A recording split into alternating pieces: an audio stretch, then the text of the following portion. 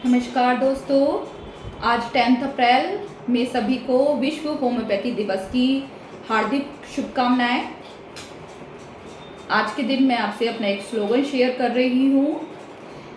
करना है सर्जरी से बचाव तो करिए होम्योपैथी का चुनाव। जी हाँ, होम्योपैथी बेस्ट ऑप्शन है अगर आपको ऑपरेशन या सर्जरी से बचना है तो। ऑपरेशन का नाम सुनते ही एक अजीब सी बेचैनी, एक अजीब सी परेशानी पेशेंट को हो जाती है। वजह है समय तो खर्च है ही और उसके साथ धन का भी खर्च है। इसके अलावा मरीज को जो पीड़ा या जो सफरिंग सहनी पड़ती हैं, कुछ पोस्ट ऑपरेटिव सफरिंग भी होती हैं, कुछ पीड़ा उस टाइम की भी होती है जब ऑपरेशन होता है। पर होम्योपैथी से अगर आप सही समय पर इलाज लें, सही ढंग से इलाज लें, तो ना केवल उस ऑपरेशन को टाला जा सकता है बल्कि उस बीमारी को जड़ से ख़त्म किया जा सकता है। आइए मैं कुछ बीमारी आपके साथ शेयर कर रही हूँ जिसमें हम होम्योपैथी लेते हैं और वो बेस्ट ऑप्शन होता है ऑपरेशन से बचाने के लिए। सबसे पहले अगर हम बात करें तो आजकल फीमेल्स में फाइब्रॉइड एंड ओवेरियन सिस्ट, ये दो चीज़ें इतनी ज़्यादा हैं कि हर तीसरा अल्ट्रासाउंड में हमें फीमेल्स को फाइब्रॉइड है या फिर ओवेरियन सिस्ट है। ओवेरियन सिस्ट 5 सेंटीमीटर से ऊपर की हो जाती है तो डॉक्टर्स अधिकतर ऑपरेट करने को बोल देते हैं। फाइब्रॉइड अगर बड़ा साइज़ का हो जाता है या ब्लीडिंग करता है, परेशान कर रहा होता है, तो भी डॉक्टर्स अधिकतर ऑपरेट करने को बोल देते हैं। ऐसी स्थिति में मैं आपको यही सुझाव दूंगी कि होम्योपैथी से बहुत ही कम समय में बहुत अच्छे इलाज के साथ हम इनको रिमूव कर सकते हैं। इसके अलावा अगर हम ट्यूमर की ही बात करें तो लाइपोमा बॉडी का, यानी कि जो वसा की गांठें होती हैं, उन्हें हम होम्योपैथी से दूर कर सकते हैं।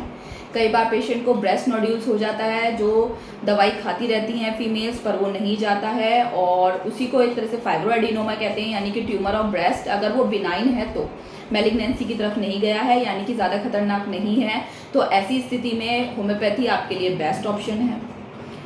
अगर हम एनल रीजन की बात करें तो पाइल्स है, फिशुला है, फिशर है, ये ऐसी बीमारी हैं जिसमें डॉक्टर ज़्यादा मेहनत नहीं करते हैं, दवाइयों का कोई खास रोल नहीं होता है, मात्र एक ऑप्शन होता है कि सर्जरी।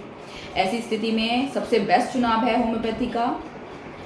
किडनी स्टोन के बारे में तो सभी जानते हैं, किडनी स्टोन का बेस्ट ऑप्शन होता है होम्योपैथी। इसके अलावा गॉल स्टोन भी अगर सही समय पे सही ढंग से इलाज लिया जाए तो ये दोनों तरह के स्टोन्स बहुत आसानी से रिमूव हो जाते हैं, ये सभी हम भली भांति जानते हैं। इसके अलावा आजकल कैटरेक्ट का ऑपरेशन बहुत नॉर्मल हो चुका है, पर जब स्टार्टिंग में ही अगर हम होम्योपैथी लें तो कैटरेक्ट के ऑपरेशन से हम कैटरेक्ट को वहीं पर रोक भी सकते हैं और ऑपरेशन को भी हम टाल सकते हैं। इसके अलावा एंड्रोमेट्रोसिस आजकल ऐसी बीमारी है जिसमें पेशेंट को, यानी फीमेल्स को, बहुत ज़्यादा प्रॉब्लम हो जाती है। यूट्रस रिमूव ही एक ऐसा ऑप्शन रह जाता है डॉक्टर्स के पास ऑपरेट करके, जिससे कि हम ब्लीडिंग को रोक सकते हैं, या उसके अलावा जो पेन इन लोअर एब्डोमेन है उसको हम रोक सकते हैं। पर अगर हम होम्योपैथी लें तो हम ब्लीडिंग को भी कंट्रोल कर सकते हैं और आने वाले ऑपरेशन को बहुत अच्छे से टाल सकते हैं। अगर हम नेज़ल पॉलिप की बात करें, यानी नाक की हड्डी, नॉर्मली डॉक्टर्स बोल देते हैं कि जी आपकी नाक की हड्डी बढ़ गई है, इसको तो ऑपरेट करना पड़ेगा। पेशेंट को बार बार जुकाम हो रहा है, पेशेंट को सांस नहीं आ रही है, ऐसी स्थिति में इसको नेज़ल पॉलिप बोलते हैं। ऐसी स्थिति में सबसे बेस्ट ऑप्शन होता है होम्योपैथी का।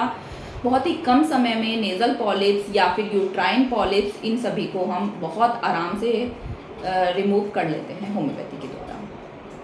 अगर किडनी सिस्ट की बात करें या लीवर सिस्ट की बात करें, ओवेरियन सिस्ट का मैं जिक्र पहले ही कर चुकी हूँ, इनमें भी होम्योपैथी बहुत ज़्यादा कारगर है। बहुत सी ऐसी बीमारी हैं जिसमें मैं चुनिंदा ही बीमारियों का मैंने नाम लिया है, बहुत सी ऐसी बीमारी हैं जिसमें हम होम्योपैथी का चुनाव करें तो बेस्ट है। Again I repeated my slogan, करना है अगर सर्जरी से बचाव तो कीजिए होम्योपैथी का चुनाव। अगर मेरी वीडियो आपको पसंद आई तो अपने दोस्तों और फ्रेंड्स या रिलेटिव्स के साथ शेयर करें। आगे बने रहें डॉक्टर स्वातीज़ मैजिकल पैथी में। Thank you.